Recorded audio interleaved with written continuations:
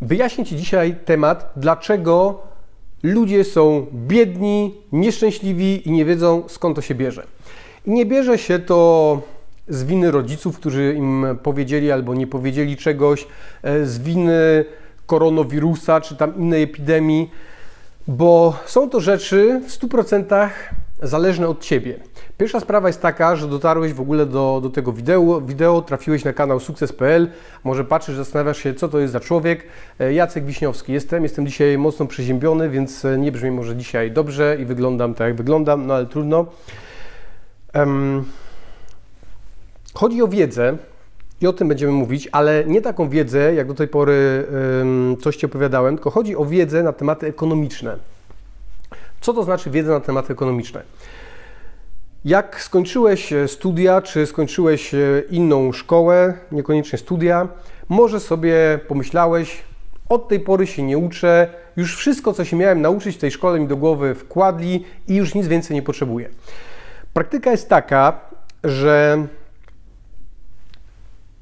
nie uciekniesz przed zdobywaniem wiedzy, jeśli chcesz wychodzić poziom wyżej, jeśli chcesz zarabiać więcej, jeśli chcesz się obracać w lepszym towarzystwie, jak jesteś do tej pory, jeśli chcesz mieć po prostu lepsze życie. Bo ta wiedza Ci nie spadnie z nieba z deszczem, tylko trzeba tą wiedzę w jakiś sposób wchłonąć. I największy problem pod względem biedoty, pod względem jakości życia, to nawet nie chodzi o takich ludzi, którzy żebrzą gdzieś tam po mieście, to nie chodzi o głodującą Afrykę, tylko chodzi dokładnie o Twoje życie i chodzi o to, dlaczego Józek zarabia 2500 miesięcznie, a dlaczego Marek zarabia 1 000 000 miesięcznie. Bo są takie różnice, więc z czego to się bierze? Widzisz, Marek, który zarabia o wiele więcej, albo miał kolegów, którzy mu powiedzieli, jak to się robi, albo po prostu poświęcił trochę czasu na wiedzę na tematy ekonomiczne. Nie mówię tutaj o tym, żebyś kupował codziennie gazetę ekonomiczną i tam zgłębiał, co dokładnie jest napisane, ale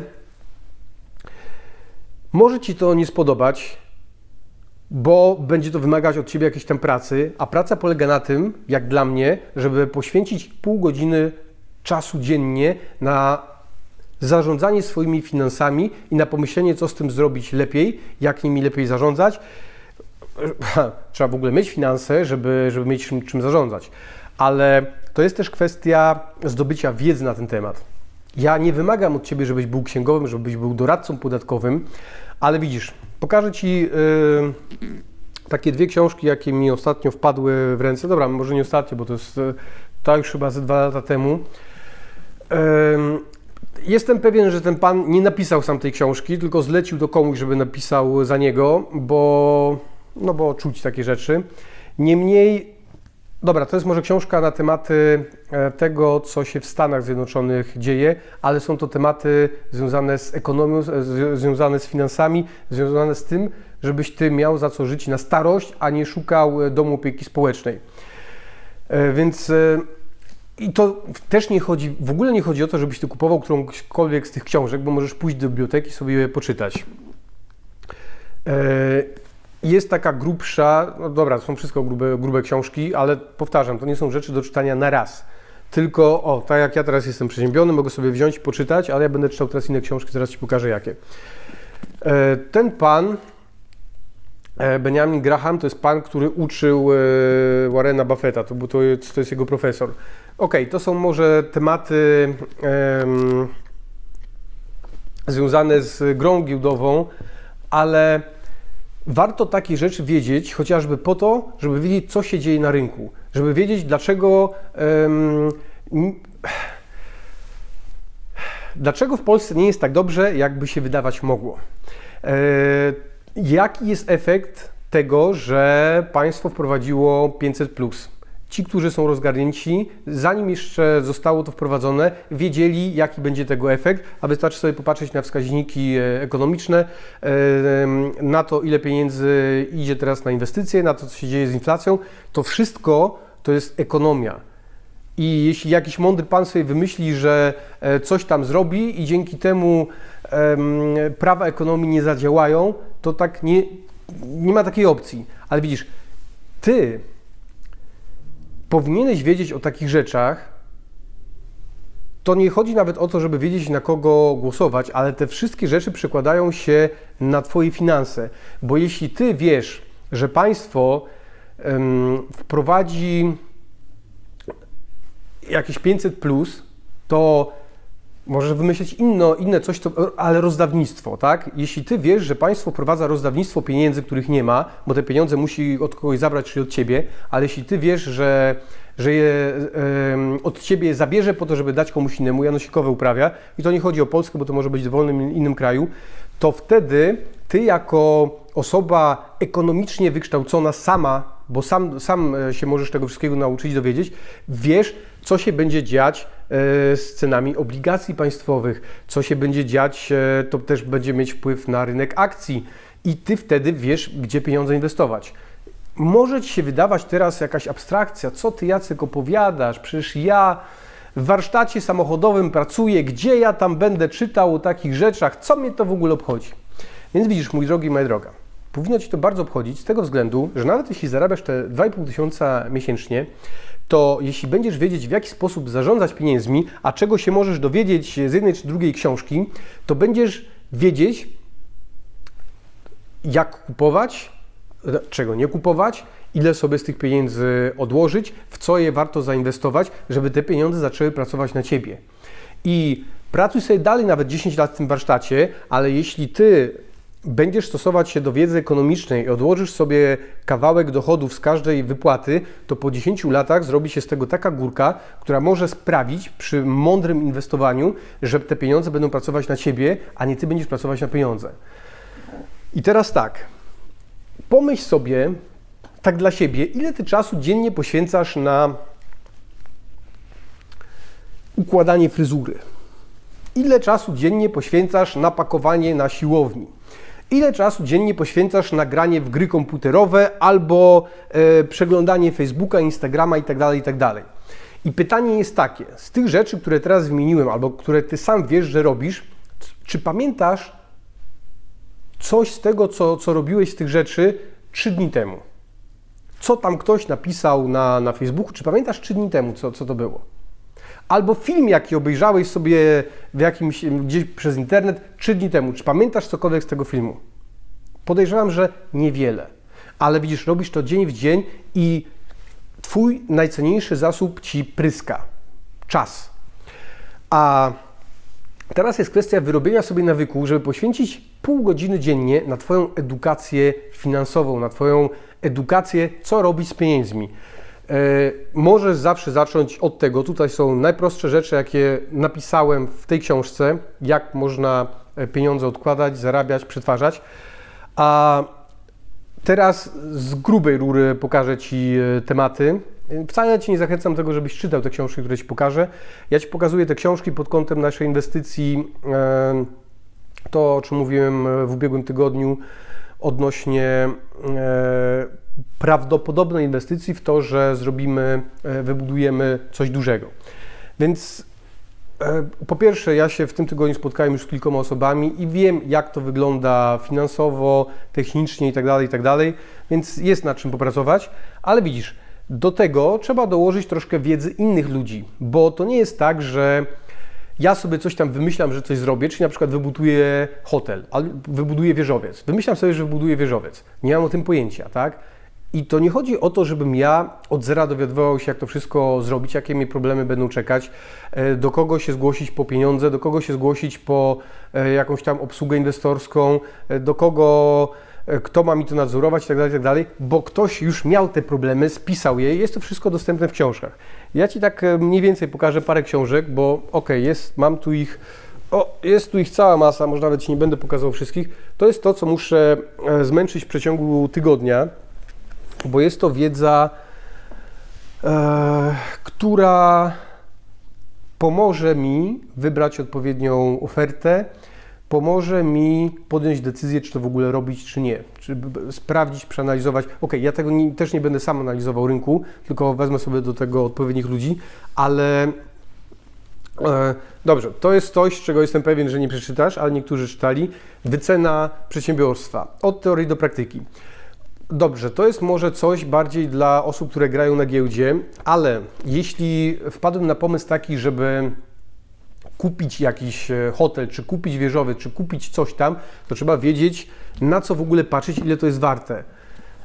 Oczywiście można zlecić komuś przygotowanie wyceny, kosztorysu i tak dalej, ale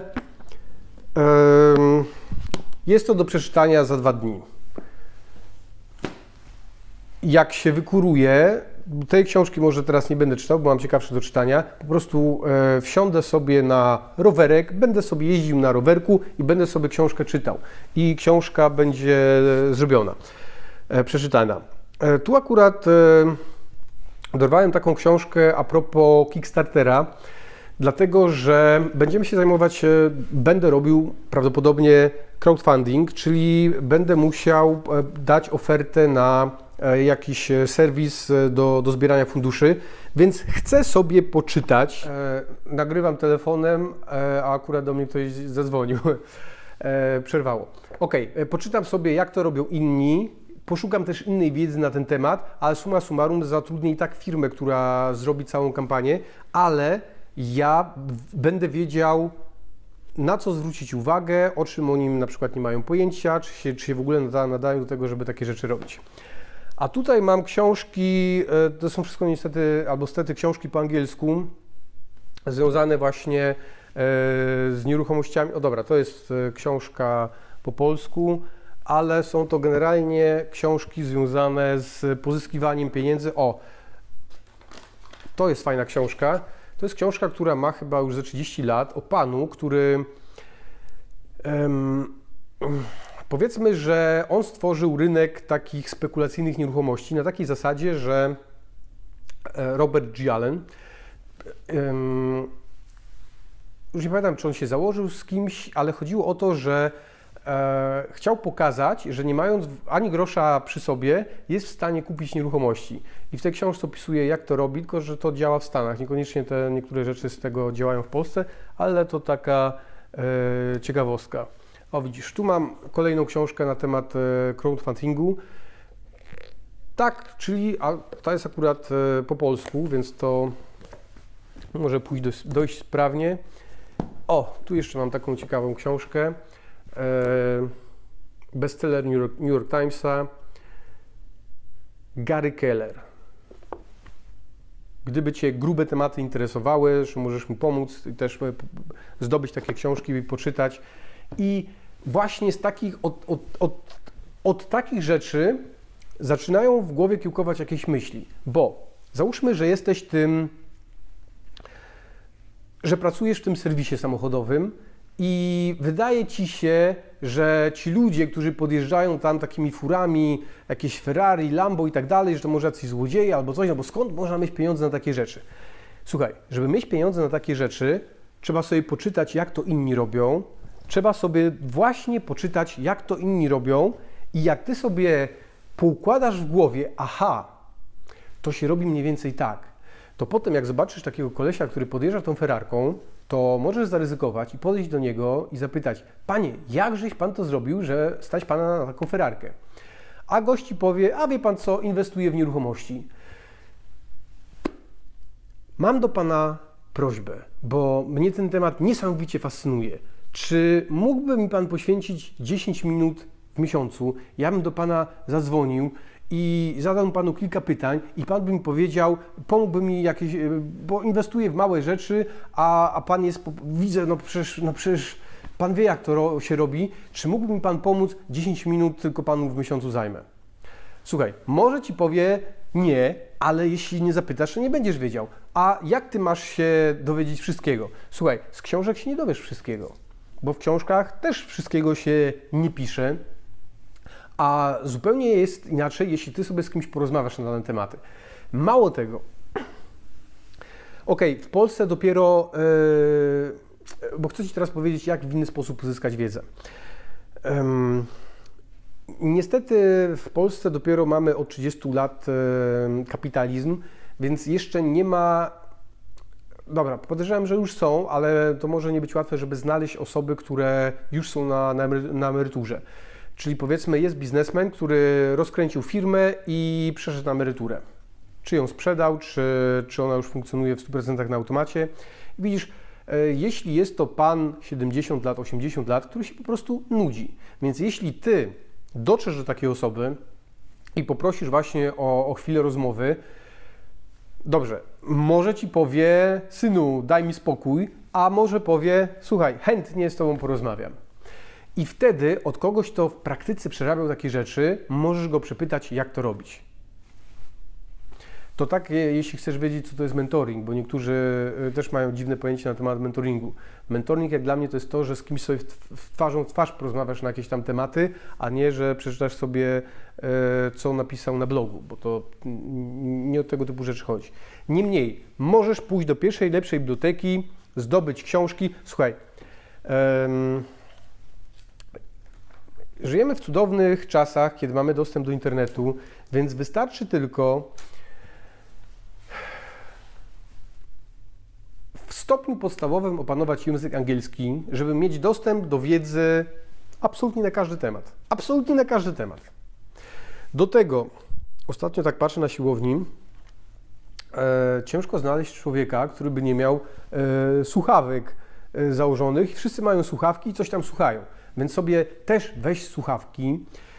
Nie musisz mieć jakichś, nie wiadomo, możesz mieć normalne słuchawki, jakie są za 10 zł można kupić, wepnij je sobie, idziesz na spacer, idziesz na zakupy, idziesz, po prostu idziesz przed siebie, bo masz sprawy do załatwienia, włóż sobie te słuchawki, ściągnij sobie jakiegoś audiobooka i po prostu posłuchaj, bo powtarzam jeszcze raz, jest cała masa wiedzy na dosłownie każdy temat. Tylko widzisz, to jest Twoja robota, żeby w ogóle się chciało poszukać. Ale zakładam, że skoro w ogóle zajrzałeś na ten kanał, to znaczy, że szukasz tej wiedzy. To jeszcze powinieneś zasubskrybować ten kanał, bo nie wiem, czy wiesz, że te osoby, które subskrybują ten kanał, o wiele lepiej im się w życiu powodzi. Więc jak najbardziej warto, nawet warto dać lajka, chociażby z tego względu, że YouTube tak pozmieniał swoje oprogramowania, że im więcej akcji, to dopiero te filmy promuje, więc jak Ci się spodobało to, co powiedziałem, zalajkuj. Jak Ci jeszcze bardziej spodobało, to słyszymy się w przyszły piątek na pewno, a być może we wtorek, ale nie obiecuję. Dzięki, hej.